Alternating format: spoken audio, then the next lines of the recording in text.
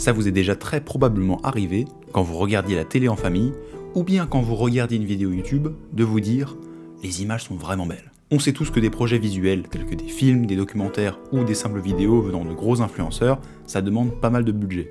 La réalisation, la production, le tournage, le montage, tout ça, ça coûte cher. Et évidemment, c'est le rêve de beaucoup d'entre nous de créer quelque chose d'aussi formidable. Pourtant, beaucoup n'ont également pas un levier financier suffisamment important. Je fais partie de ces personnes. J'ai toujours eu des images en tête, et quand je voulais les reproduire, ça donnait quelque chose de... terrible. Encore actuellement d'ailleurs. Il y a tellement de fois où je me dis « Waouh, je vais faire ça et ça va être super », et je me retrouve avec un truc bien loin de ce que j'imaginais. Beaucoup de facteurs entrent en compte, notamment la technique et l'expérience, mais mine de rien, bien que beaucoup disent le contraire, le matériel a également une place très importante dans le monde de l'audiovisuel. Dans cette vidéo, je vais vous partager le matériel que j'utilise actuellement, le matériel que je souhaiterais acquérir, et des conseils sur le type de matériel qu'il vous faut. Comme je l'ai dit dans l'introduction, c'est évident que j'ai un manque d'expérience et de technique dans le monde de la vidéo et de la photo. En même temps, ça fait qu'1 an et demi que j'en fais, et pas de manière régulière. Pourtant, j'ai eu des clichés dont je suis plutôt fier. Actuellement, j'utilise le Sony A6000 qui date de 2014, couplé avec le Tamron 70-300 f4.5 6.3. Pour ceux qui n'y connaissent rien, ne vous inquiétez pas, je vais vous expliquer tous ces nombres bizarres. Le Sony A6000 est un boîtier contenant un capteur APS-C de 24 mégapixels. Les capteurs sont référencés par taille. Le capteur plein format est le capteur de référence et est souvent caractérisé comme plus professionnel. Le capteur APS-C est plus petit que le capteur plein format. Un capteur plus petit veut dire plusieurs choses. Une plus petite résolution pour les photos dans la plupart des cas, une image plus zoomée pour une même distance focale, c'est-à-dire qu'avec le même objectif, vous aurez une image plus zoomée. Une moins bonne tolérance aux basses lumières, et surtout, un prix plus bas. La première de ces différences n'est pas problématique pour la plupart des gens. Je vous explique. Comme je vous l'ai dit, mon appareil a un capteur de 24 mégapixels, donc 6000 par 4000. Pour comparer, un écran standard de téléphone ou d'ordinateur fait 1920 par 1080. Un écran haut de gamme qui utilise de la 4K fait 3840 par 2160.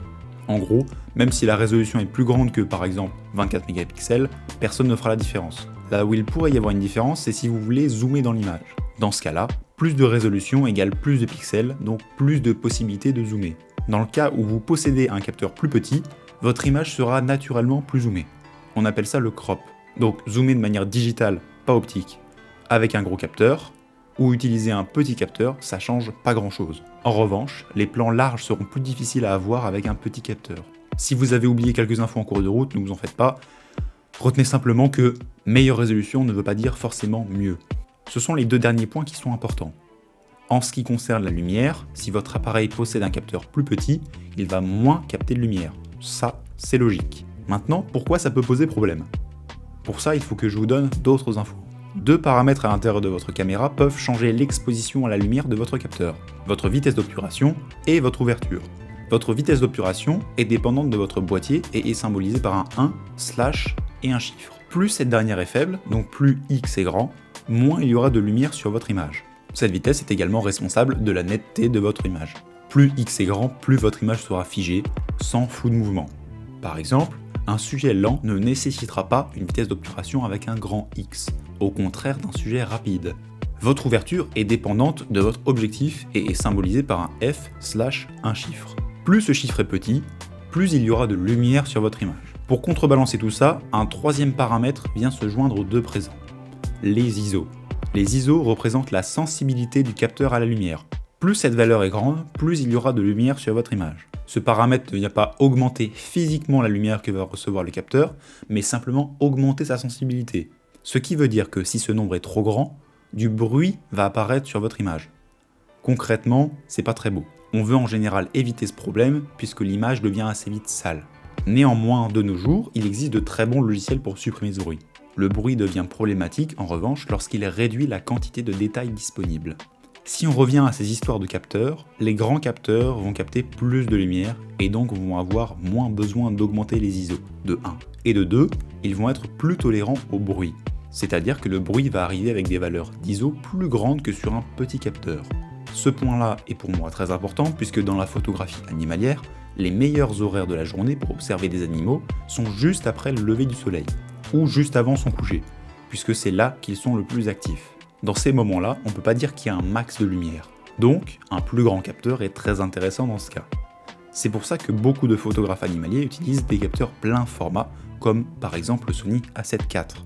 Néanmoins, comme je l'ai dit précédemment, ça coûte cher. Prenons en comparaison le Sony A7 IV et le Sony A6700. Deux appareils qualitatifs, hybrides, qui peuvent être des très bons choix d'achat. Pourtant, il y a près de 1000 € de différence.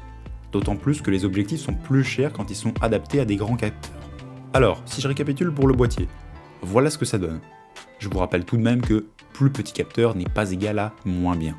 Maintenant, on va parler de ce qui va sur le boîtier. Les objectifs. Il y en a plein, il y a de quoi se perdre. Alors, faisons simple. Je possède un Tamron 70-300 f4.5 6.3. 70-300 correspond à la distance focale.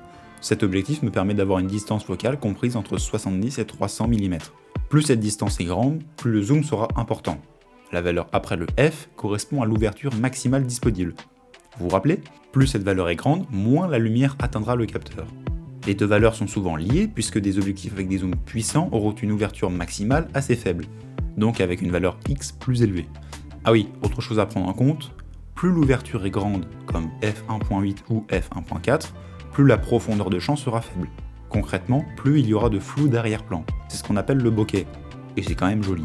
Donc, si je résume, mon objectif 70-300 f4.5 6.3 possède un gros zoom, une grande profondeur de champ, donc peu de bokeh et capte assez peu de lumière.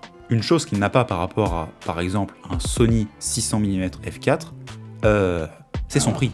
Mais il y a un autre critère très important pour les objectifs, c'est le piqué. Le piqué, c'est quoi ? C'est en gros la qualité de l'image. Pour un même capteur et donc une même résolution, certains objectifs vont avoir une qualité d'image plus ou moins bonne, ce qui justifie en partie le prix de certains. En parlant de ça, je vais faire un petit bilan financier, on va dire. Actuellement, comme je l'ai dit précédemment, je possède un boîtier Sony A6000 et un objectif Tamron 70-300 f4.5 6.3. Le boîtier seul coûte 350 € en reconditionné et l'objectif 400 € en neuf. Dans le domaine de la photographie, 750 €, c'est pas cher du tout. Pourtant, c'est déjà un budget. Maintenant, parlons du matériel que je souhaiterais avoir. Deux options s'offrent à moi pour le boîtier. Soit le Sony A6700, format APS-C donc moins cher, 4K 120 fps, globalement un très bon appareil, mais moins bon en basse lumière. Soit le Sony A7 IV, très célèbre par rapport à sa qualité, a un grand capteur et une bien meilleure tolérance aux basses lumières. Mais son prix est plus important. Pour l'objectif, le Sony 200-600 f5.6 6.3 est l'objectif qui correspondra le mieux à ce que je vais faire dans tous les cas. Et on voit tout de suite que, dans les deux cas, ça pique. Mais on voit également pourquoi les plus petits capteurs sont souvent prisés. Maintenant, faisons une comparaison. Un boîtier APS-C avec un objectif pour APS-C contre un boîtier plein format avec un objectif pour plein format. Pour cet exemple, je vais prendre un Sony A6700 avec un Sony 50 mm f1.8 stabilisé contre un Sony A7 IV avec un Sony 50 mm f2.5 pas stabilisé. Sur le papier, le deuxième objectif est moins bon. Pourtant, il y a plus de 1000 € de différence. Donc ça, c'est l'argument principal qui joue en faveur des petits capteurs. Néanmoins, je veux que vous gardiez à l'esprit que plus petit n'est pas égal à moins bien. Par exemple, le Sony A6700 peut produire de la 4K 120 fps. Le Sony A7 IV peut pas. Au final, ça va revenir à vos préférences, vos besoins et vos contraintes. Vous n'allez pas vous inscrire à une compétition de karaté si vous voulez faire de la danse. Je crois que c'est un peu similaire. Toutes les informations que je vous ai données dans cette vidéo ne représentent qu'une partie de ce que vous devez savoir avant d'acheter du matériel. Mais il y a beaucoup d'autres choses à prendre en compte. J'ai conscience que la photographie, c'est cher, et j'aimerais que dans le cas où vous voulez acheter du matériel, vous réfléchissiez bien avant de bloquer votre décision. J'espère que cette vidéo vous a plu. Si c'est le cas ou qu'elle vous a été utile, n'hésitez pas à la liker et à me le faire savoir en commentaire. Dans tous les cas, je vous souhaite, comme d'habitude, un bon week-end.